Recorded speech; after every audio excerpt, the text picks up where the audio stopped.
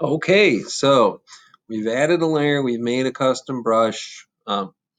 Now, what I'm going to do is I'm going to use my custom brush on my new layer. So that image that I had is already up. I've looked over here underneath my layers. I can see I've got a background, uh, and I've got the ants layer, which is clear because it's got this little checkerboard to indicate that it is clear.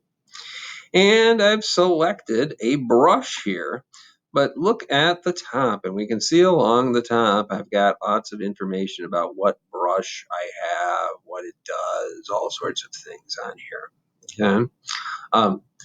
I want to draw on this, but I'm gonna go in and I'm gonna see if that brush is still there that I made. So right now I've got a brush that's a size 40 with 100% hardness. If I look at all these other brushes that are in folders, I'll find a bunch of different kinds of brushes. But look here, right along the top here, it's got the brushes that I've used recently. So the ones that I've used recently are there. And I can see that the ant is there as well. It says ant brush. So I could click right there. But let's say I haven't used this brush in a while. Where would I go to find it? If I drag down, you're going to see that I've got these folders, but I also have one brush that I've made this year. It's called the ant brush. So if I grab the ant brush and I come over here, now you can see there's my ant, right? So I just added an ant to the background. Let's talk just a second, a little bit more. Within this ant brush menu, there are some things about the size of it. I can make it bigger and smaller. There's things about the direction. I can turn it this way and that way. And then when I come over here, I can make an ant that goes up instead of going sideways.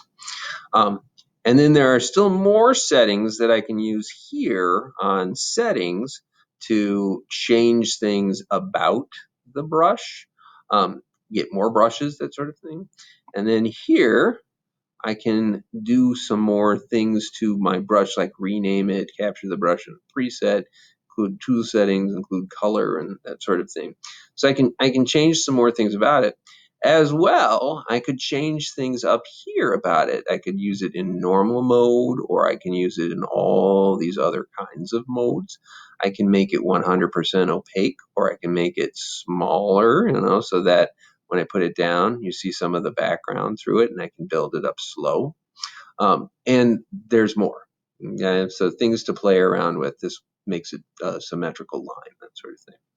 So now I've got the ants on top of my background. So imagine if I drew this entire thing with ants one little click at a time. It's hard to see right now, right? So I could go ahead and go Control plus plus plus plus plus, and I could come in and start saying, okay, I'm going to start building her out of this ant brush. And here's where I might want to make it less opaque so that I get some grayish ants in here that you barely see. But now I barely see them. So I could come back over here and I could say, okay, well, what do I have? And I can see that when I block out my background, I've got some ants, but it doesn't look like a figure yet. So I could come in and draw back in on top of that with a typical brush. So let's bring that background back. And I could do something like, let's go up and pick a regular brush. And I'm having trouble doing that. Let's do this. He's pretty big. Let's make him smaller. And he's black. He's still pretty big. It must be a small drawing. There we go.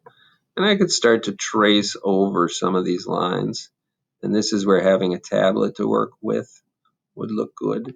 And I can zoom out, Control minus. And once I've got everything drawn in there and added my ants, then I could come back again and say I don't want to see that. And it'll print anything that I've drawn on top. So it's like tracing with different kinds of brushes. I'm going to stop there on this one and let you guys experiment.